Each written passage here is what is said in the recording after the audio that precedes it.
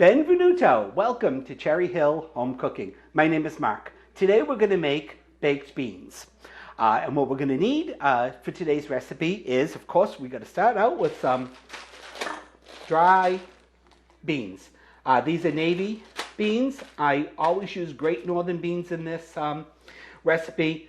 The really only difference is Great Northern beans are a little bit bigger than navy beans, but you can use either one if you have a preference for one or the other.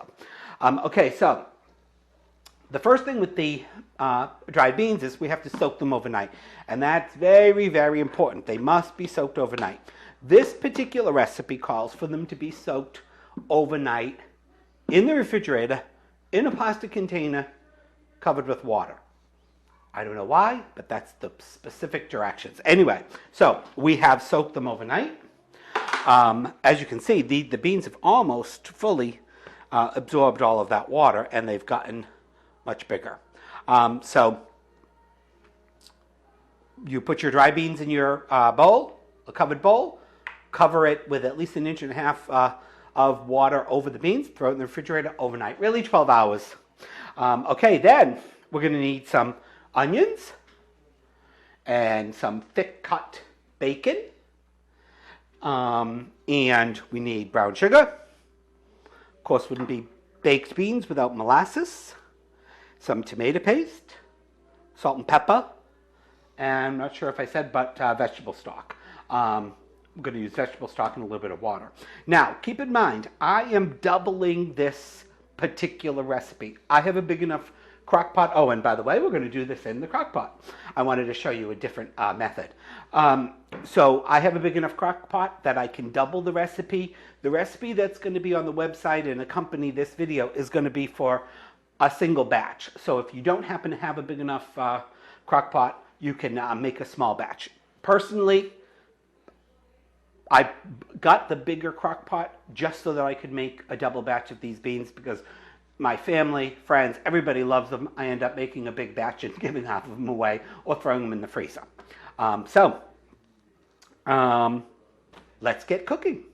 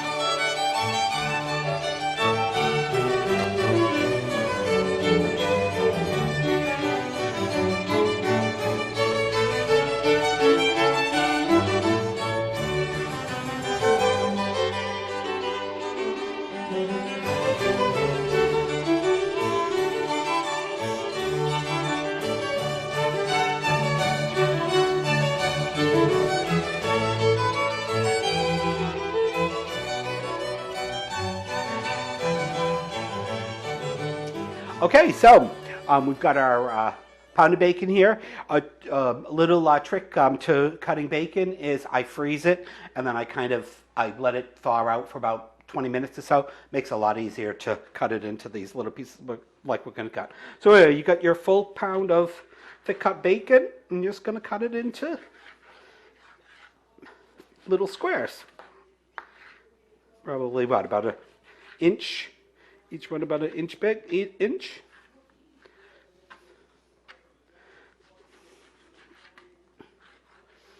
Of course, these are going to cook down over the 8 hours it's going to take to cook in the crock pot and not be this as big as this, but.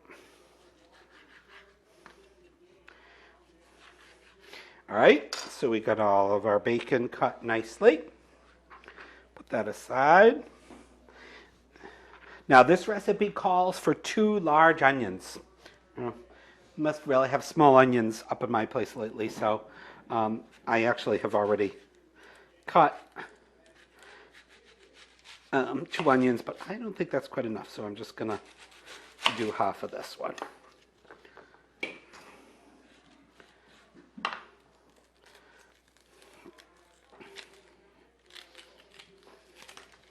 And you want these to be a little diced. So I'll just cut that in thirds.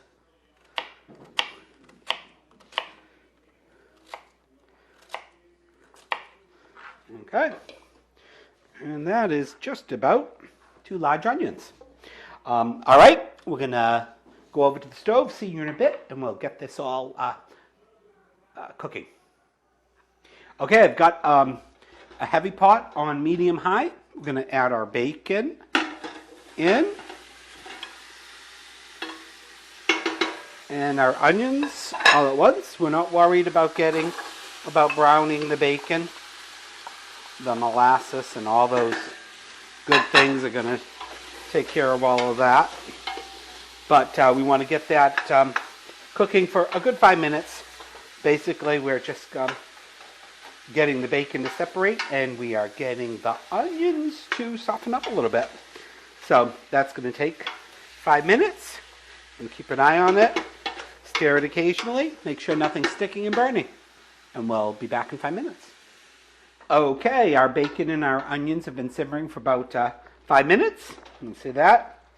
Okay, so again, we're not really cooking it. We're just getting everything heated through, getting the onions a little softer. Okay, I'm going to go over here and take care of the beans. Okay, so we got our dry beans. Now, for this particular recipe, because I'm doubling it, I'm going to need 8 cups of liquid. Of course, if you weren't doubling it, you'd need 4 cups of liquid. So I'm not quite sure what this, but we do want to save some of the mixture that we soaked our beans in overnight. Let's see how much we can get out of that.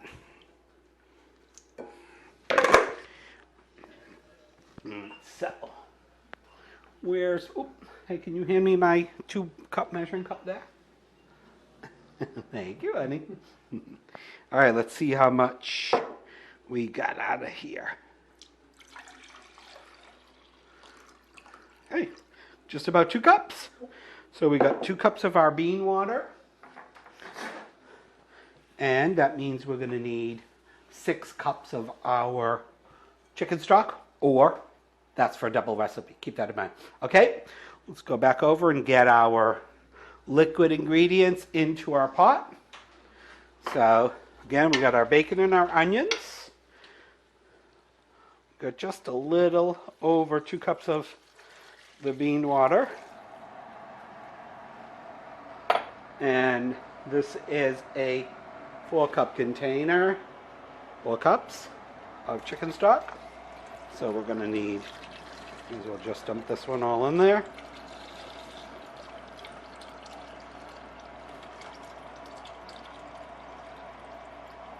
And of course, it's just your favorite vegetable stock. Of course, if you wanted to, you could use beef with this. But also, if you, for some reason, you don't want to use pork bacon, you certainly could use turkey bacon. I've made it with turkey bacon. It comes out delicious. And that would, of course, cut down the fat a little bit and eliminate the pork. You could also make this completely vegetarian by just using the vegetable stock, and if you use a bacon substitute, some great bacon substitutes out there. I haven't made it with that, but I'm sure it'll be good. So if you use meatless bacon, you could use it with that, or you could actually leave out the meat altogether. Anyway, there's a couple options. Okay, so then we need 2 more cups of chicken stock.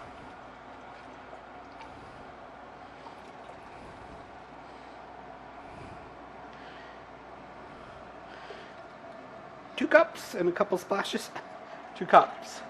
All right, now we want to bring this to a boil, so we're going to turn it to high. In the meantime, we can add our cup of brown sugar. Let's stir it in there.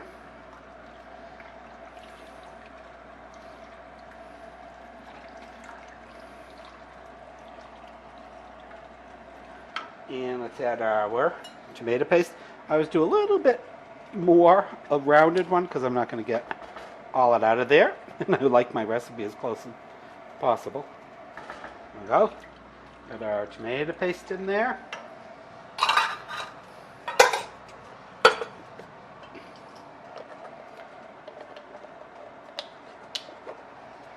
All right, and get our salt and pepper in there.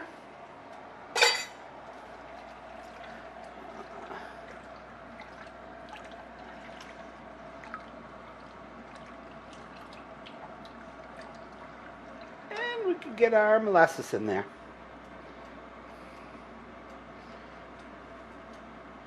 Molasses. Now it is important to bring this to a boil before you put it into your crock pot because you do want it to start out hot.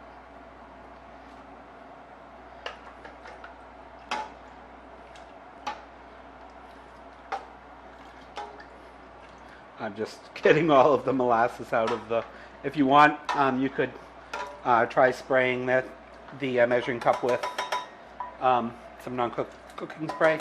But my measuring cup is clean, and I'm going to be using all that liquid anyway, so there we go. All right, so we just need to bring this to a boil. And that'll probably take a couple minutes. When it's boiling, we'll come back, add the beans, and put them in the crock pot. See you in a little bit. Okay, as you can see, our mixture has come to a full hard boil. All right, so then just want to add your beans in all at once.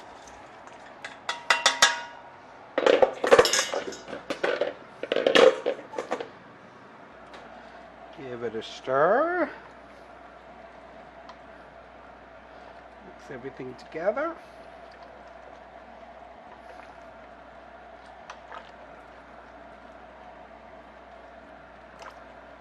It's hard to believe, but in several hours this is going to look delicious, I promise.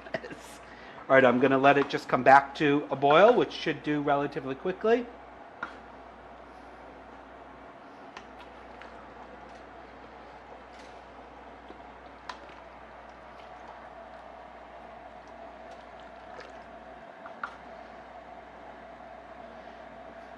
Almost, I can feel the pan a little bit, almost.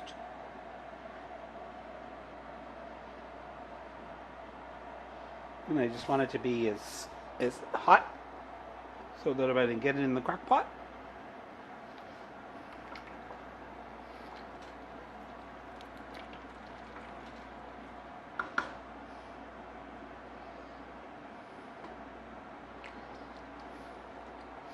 A watched kettle never boils.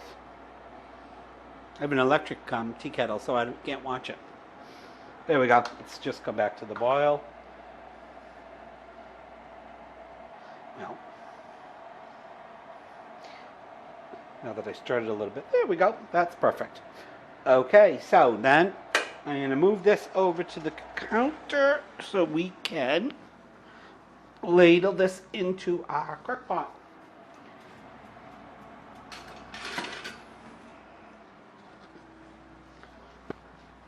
So I've got my crock pot here, and let's get it in.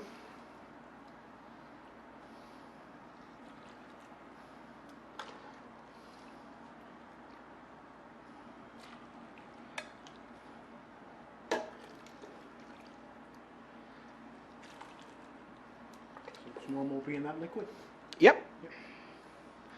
Oh yeah, this is gonna turn, all those beans are gonna turn a rich golden, no, I shouldn't say rich golden, but they're gonna turn a nice dark, delicious molasses brown. And that bacon is gonna get all cooked and almost disappear into the beans.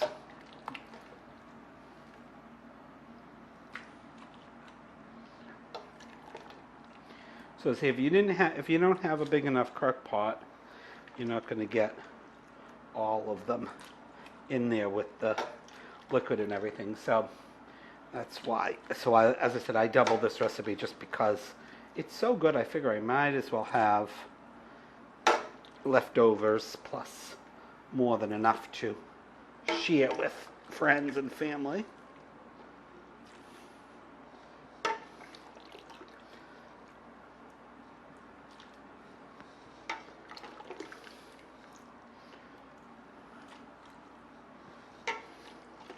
I could just dump it all in, I suppose, but the reason I'm not is because I want to get as much of the beans and the bacon in there.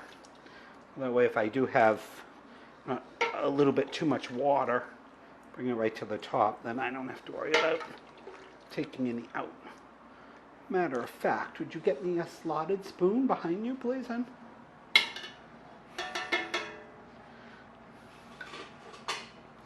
Thank you. You're welcome.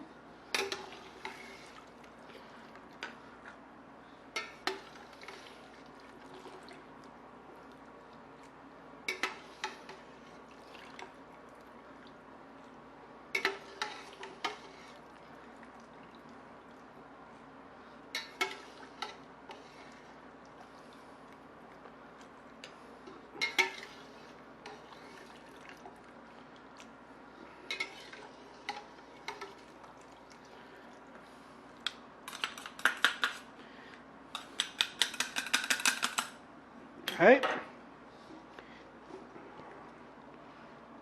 And I'm going to fill it right about to the top with the rest of the liquid. A few beans in there.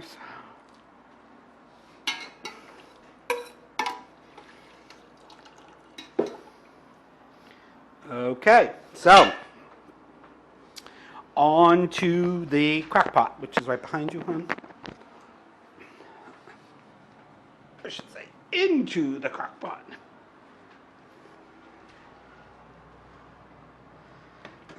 Okay, and we're going to set it on low for about, I'm going to say 9 hours. I'm going to set it at 10, but we will check on it. And I did that wrong. I don't have to hit it, it just automatically starts. 7, 8, 9, 10. All right, before I put the cover on,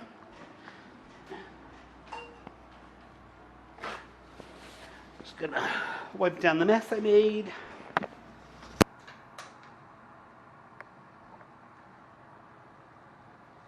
And there you go. In roughly 10 hours, we're gonna have beautiful bacon and beans. See you in 10 hours. Bye.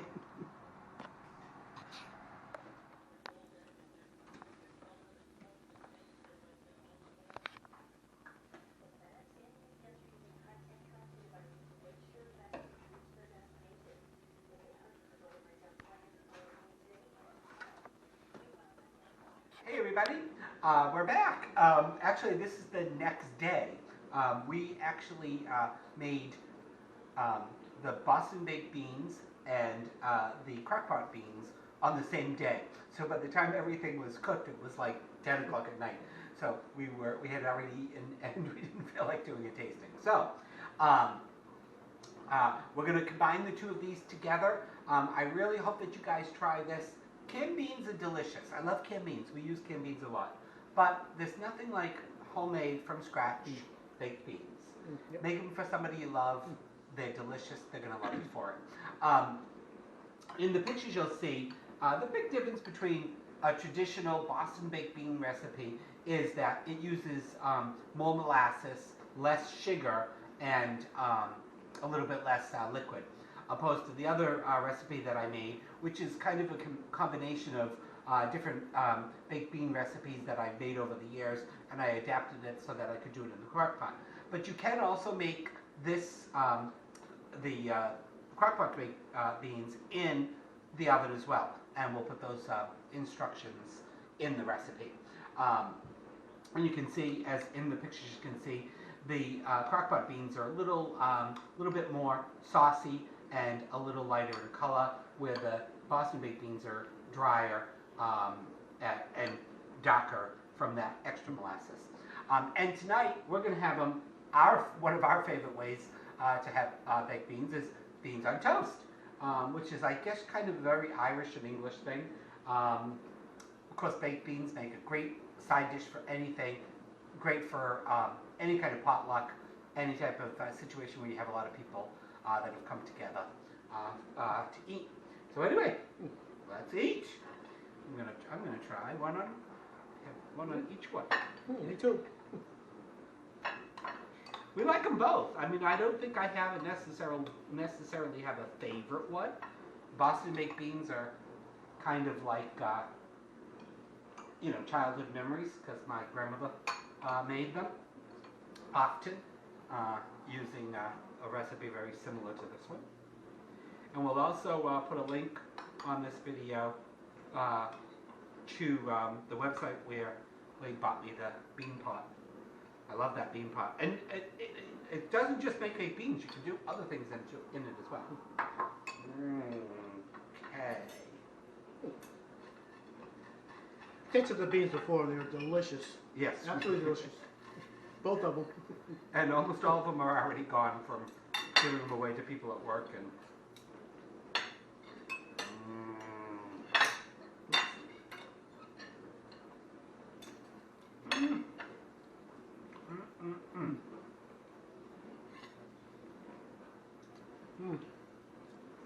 delicious. Very delicious. Very good.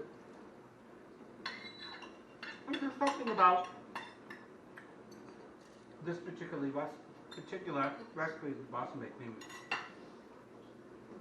It's scrumptious. Oh, you're going in for a double ones? Yep. Actually, I can't even tell which one is my favorite because they're both good. Look at you got a nice big piece of salt pork. Ooh. Yep. Delicious. I'm going to actually cook up another batch of the Boston baked beans tomorrow, so we have some to put in the freezer, and we can have them when we want them. But thank you for helping me make these and putting up with me in the video. And Didn't realize it took a long time to make baked beans. all these years, I didn't realize I was slaving over a stove all day long. Ooh, that's good.